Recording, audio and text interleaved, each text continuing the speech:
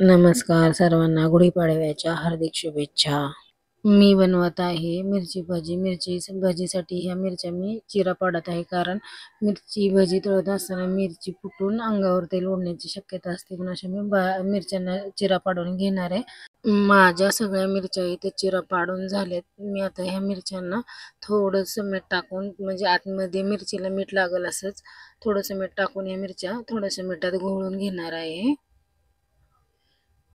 मिरच्यांना माझं इथं मीठ लावायचं झालं आहे. आता मी इथं थोडासा ओवा आणि लसूण बारीक करून घेणार आहे. ह्या खलबत्त्यामध्ये ओबडधोबड, जास्त बारीकही नाही जास्त मोठाही नाही, हे एवढे 5-6 लसणाच्या पाकळ्या घेतल्या आहेत. माझं बारीक करून हे असं ओबडधोबड मी बारीक करून घेतलं आहे. हे मी टाकत आहे.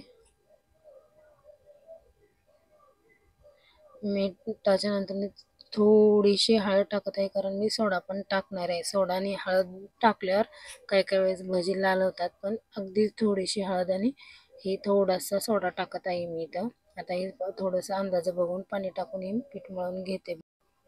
हे पीठ घट्टच असते, कारण मिरचीच्या साईडनं मग पीठ चिकटत नाही, त्यामुळे थोडंसं जास्त घट्टच लागतं हे पीठ. थोडं थोडं पाणी टाकून त्याला मळून घेत आहे मी. थोडं थोडं पाणी टाकून आता हे पीठ असं तयार झाले. अजून तरी थोडंसं घट्ट ओव्याचा आणि लसणाचा जर वास छान येतो, मस्त सुगंधच.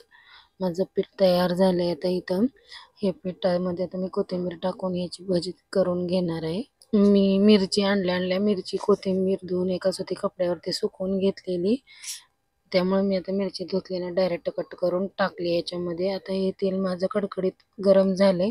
इथं मी हे अशा प्रकारे मिरचीची भजी सोडून घेत आहे तेलामध्ये, तुम्ही बघू शकताय. ह्या मिरच्या जरा जास्तच लांब आहेत. छोट्या छोट्या मिरच्याची तर मिरची भजी खूप छान लागते. पण जसं तेल एकदम कडकडीत गरम करून घेतलेलं आणि भजे सोडत असताना हे ते गॅस फुलच होता. नंतर बारीक गॅसवरती तळून घेत आहे मी भजे. भाजी करायला घेण्याच्या आधी मी पुरणाचा कुकर करून घेतलेला, त्यामुळे ह्या साईडच्या गॅसवरती आमटी शिजत आहे. या आमटीला येळवण्याची आमटी कोण कोण म्हणते कमेंटमध्ये सांगा. हे बघा, भजी तयार झाले आहेत. आतमध्ये अजिबात पीठ राहिलं नाही, बाहेरून एकदम कुरकुरीत आणि आतमधून मऊ असे भजी कोणाला आवडतात. व्हिडिओ आवडला असेल तर लाईक करा, शेअर करा, कमेंट करा. श्री स्वामी समर्थ.